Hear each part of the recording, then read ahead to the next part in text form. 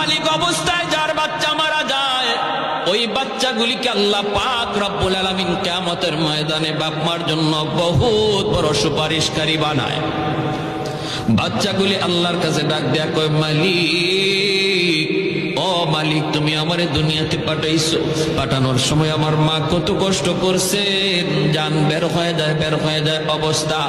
এরপরে আমি দুনিয়াতে আসলাম, এত কষ্ট আমি মাকে দিলাম, কিন্তু মার কোনো খেদমত আমি করতে পারলাম না, আমার মা ঋণ আমি শোধ করতে পারলাম না। আল্লাহ, আজ যদি তুমি আমাকে জান্নাতে দিতে চাও, আমার মা বাবা সারা জান্নাতে যাইবো না, হয় আমার বাপ মার সাথে জাহান্নামে দিয়ে দাও, হয় আমাকে আমার বাপ মার সাথে জাহান্নামে দিয়ে দাও। রব্বুল আলামিন তখন বলে, বান্দারে, আমি আল্লাহর আদত হচ্ছে জাহান্নামীকে জান্নাতে দেওয়া, কিন্তু